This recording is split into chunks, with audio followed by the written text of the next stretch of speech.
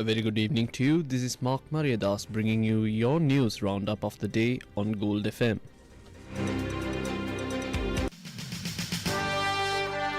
The top story on Gold FM.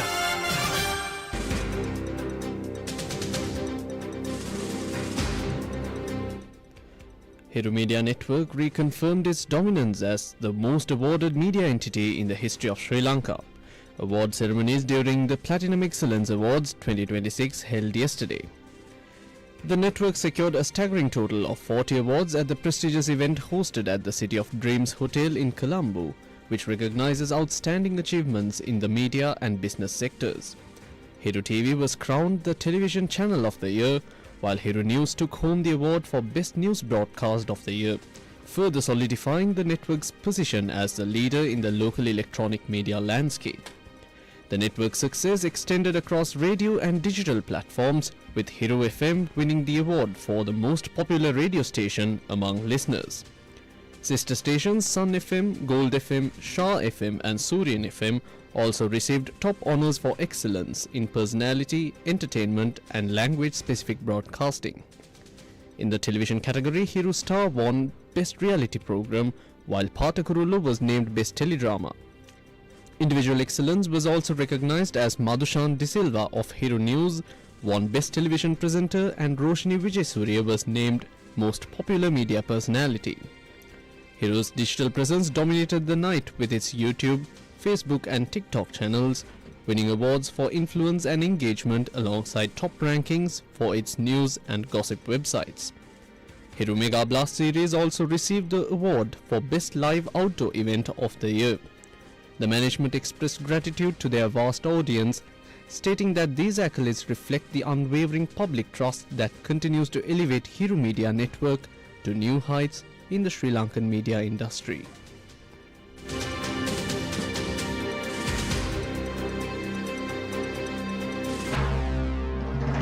This is the local news on Gold FM. In your local news, Essential Services Commissioner General Prabhat Chandrakirti announced the cancellation of the special Wednesday public holiday starting the day after tomorrow. The holiday initially implemented on the 16th of last month to conserve energy during Middle Eastern instability applied to schools, universities and courts. Meanwhile, the Ceylon Petroleum Corporation confirmed the arrival of a vessel carrying 37,000 metric tons of diesel and super diesel from India today. Managing Director Mayura Nettikumarage stated that a previous shipment from Malaysia containing 32,000 metric tons of diesel and 8,000 metric tons of jet fuel completed unloading and departed the island this morning.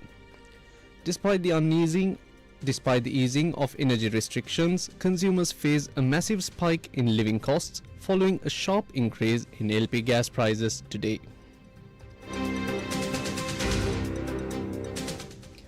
Litrogas raised the price of a 12.5 kilogram cylinder by 775 rupees to a new retail price of 4,765 rupees, while Laughs Gas hiked its price by 1,070 rupees to 5,700 rupees. Although Laughs reported a ship carrying 7,000 metric tons of gas arrived at Hambantota port, consumers complained of widespread shortages of the brand in the market. The All Island Canteen and Restaurant Owners Association responded to the price hikes by announcing a 20 rupee increase for rice packets, kottu and fried rice effective midnight tonight. Association President Harshana Rukshan noted this marks the third price adjustment in recent months following surges in gas and electricity costs. Transitioning to digital systems can formalize the existing informal economy. Speaking at the Presidential Secretariat today during the launch of a project to popularize national QR payments, President Anura Kumar Dissanayake emphasized the need for new tools and models to transform QR transactions into a cultural norm. The primary objectives involved steering Sri Lanka toward an economy with minimal use of coins and notes.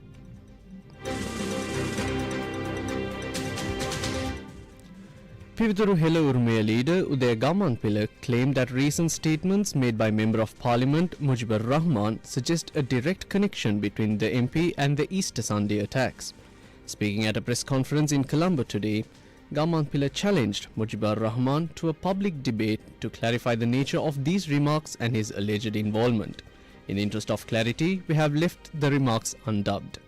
මුජිබුර් රහමන් මන්ත්‍රීතුමා පසුගිය සෙනසුරාදා මාධ්‍ය හමුවක් පවත්වමින් මා නිකුත් කළ පොතට එරෙහිව පචවැලක් ප්‍රකාශ කළා. මලිට්ට ගැහුවම චංචලා අඬන්නේ ඇයි කියලා සුප්‍රකට කියමනක් තිබෙනවා. මාලිමා ආණ්ඩුව කරන ප්‍රබල බොරුවක් හෙළිදරව් කරලා ආණ්ඩුව අසීරුතාවයට පත් කළාම මුජිබුර් රහමන් මන්ත්‍රීතුමා කලබල වෙන්නේ ඇයි? 2016 නොවැම්බර් 18 වෙනිදා එවකට අධිකරණ අමාත්‍ය ජනාධිපති නීතිඥ විජේදාස රාජපක්ෂ මැතිතුමා පාර්ලිමේන්තුවේදී IS ත්‍රස්තවාදය ගැන හෙළිදරව්වක් කරනවා. එතුමා ඒ හෙළිදරව්ව කරාම මුජිබුර් රහමන් මන්ත්‍රීවරයා මාධ්‍ය හමු තියලා තේ කෝප්පේ කිඹුලන් දකිනවා, මුස්ලිම් සමාජයට පදනම් විරහිත චෝදනා එල්ල කරනවා යනාදි වශයෙන් එතුමාට දැඩි ප්‍රහාරයක් එල්ල කරලා එතුමාව නිහඬ කළා විතරක් නෙවෙයි ආණ්ඩු පක්ෂය ඇතුලේ අරගලයක් කරලා එතුමාව අධිකරණ අමාත්‍ය ධූරෙනුත් ඉවත් කරගත්තා. මුජිබුර් රහමන් මන්ත්‍රීතුමනි පාස්කු ප්‍රහාරයට පාර කැපුවේ ඔබයි.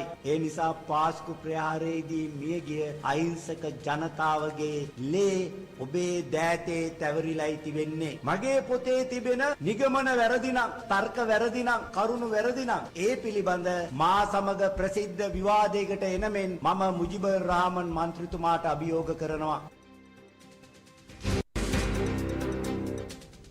Former State Intelligence Service Chief Suresh Saleh filed a writ application in the Court of Appeal challenging his arrest and detention under the Prevention of Terrorism Act.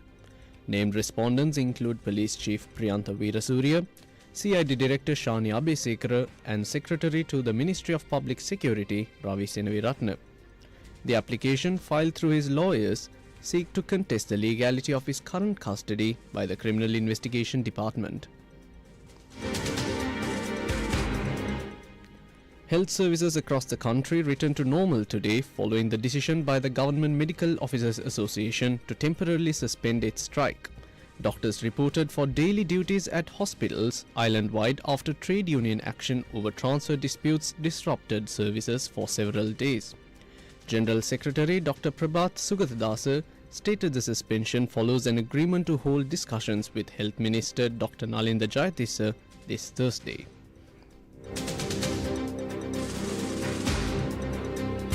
Now for some news in brief. Water supply to Palanwatha and nearby areas will be suspended from 8 p.m. today to 8 a.m. tomorrow due to low reservoir levels, following a similar disruption in Homagama Zone 01.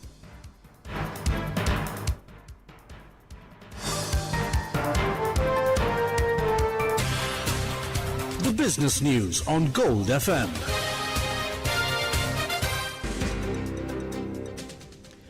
The Colombo Bourse was mixed today, with the all-share price index closing at 21,126.60 points after gaining 9.18 points. Meanwhile, S&P SL20 dropped 14.24 points to end the day at 5,861.45 points.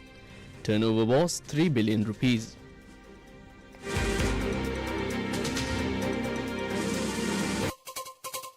International news on Gold FM. Both Washington and Tehran have received a draft peace proposal from regional mediators offering a potential pathway out of the 5-week conflict.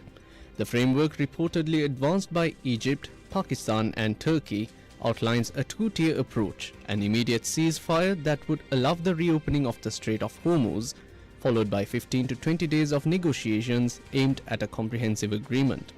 Sources say the plan could take effect as early as today, with possible sanctions relief for Iran in exchange for scaling back its nuclear program. However, Iranian officials have pushed back, stating that it will not reopen the Strait of Hormuz as part of a temporary ceasefire and insisting that talks cannot proceed while attacks continue. US President Donald Trump, who has threatened to unleash hell on Iranian energy and transport infrastructure if the strait remained closed by Tuesday's deadline, has extended the ultimatum by 24 hours amid the diplomatic activity. Militarily, Iranian ballistic missiles struck a residential building in Haifa overnight, with rescue teams recovering 4 bodies from the rubble and fears that more people remain trapped. Additional Iranian missiles targeted central Israel, causing injuries from debris and shrapnel in areas including Tel Aviv suburbs. The Strait of Hormuz remains heavily restricted, with most commercial shipping still avoiding the route amid ongoing Iranian enforcement and insurance concerns. And for more analysis on whether this emerging proposal has any real chance of sticking, we can cross now to Professor Michael Clark, who gave this analysis to international network Sky News. And you can tell this has come from elsewhere. I mean, the Americans and the Iranians are not sitting down together, and they haven't hammered this out. This has been hammered out by representatives of Egypt, Turkey and Pakistan. And Azim Munir, who's the chief of staff of the army in Pakistan, he's basically running Pakistan now. It's effectively under military control. He seems to have pulled it all together, and he gets on with Trump. Trump likes him and trusts him. So he's the right man in that respect. And so overnight, as Sally was saying, all these discussions have gone on, back and forth, without the two sides sitting down opposite each other. And this series of proposals has come out. Now, I don't think it's going to hold together for very long, but it might. Already the Iranians are saying, well, we're not going to open the Strait of Hormuz, just because there's a ceasefire. I mean, that would be a condition of a permanent peace. They know the Strait of Hormuz is now, in every sense of the word, their trump card. And so they'll hold on to that until quite late on in the negotiations, whereas Donald Trump is saying, you've got to open them immediately by Wednesday morning or else. So that's a major issue. And then there are other issues as well, what they're going to do about the nuclear future for Iran. They haven't mentioned ballistic missiles. They haven't mentioned, so far, Iran's support for proxies around the region, like Hamas and Hezbollah and the Houthis. So there's a lot not included in these details. But the fact that there's something on the table and that we're running out of time, according to Donald Trump's now 5th deadline, the 5th deadline he's established since, I think, March the 20th. Here we are. It may be the thing will sort of strengthen up during the next 12 or 15 hours, or maybe it will just collapse. At the moment, you can't really describe it as a peace plan. It's just a series of desperate proposals that there'll be a ceasefire, there'll be a process, 45-day ceasefire, a 15 to 20-day process to try and iron out something that would allow the United States to declare victory and leave. That's what they want. But the Iranians think they're in control. They think, in a sense, politically, they are. Like leverage. The very interesting article in Foreign Affairs this month, Javad Zarif, who is a ex-foreign minister of Iran, and he's in America, and he writes very much from an American perspective. But as an ex-foreign minister, he wrote an article on what we could do for a real settlement of Iran-US relations going forward, a very mature peace. But even in that, and he writes from a very sympathetic to America view, seeing what he wrote, that he thinks the Iranians are in a stronger position now than before the 28th of February, when the Americans started bombing. You can see even he, who does it from the American side, thinks the Iranians are in a stronger position. So I guess they think they are.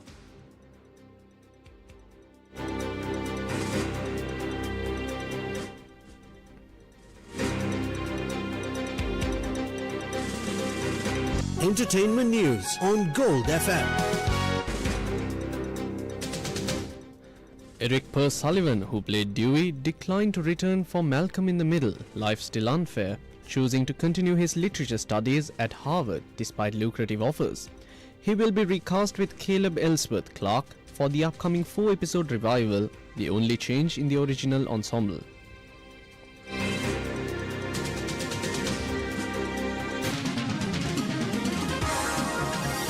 Sports news on Gold FM. The Sri Lankan men's 400 meters by 4 relay team qualified for the World Athletics Relay Championships after a strong performance in India. The team clocked a time of 3 minutes and 2 seconds, securing 20th place in the global rankings to seal their position in the upcoming tournament. That's it from the news desk for tonight. Have a great evening.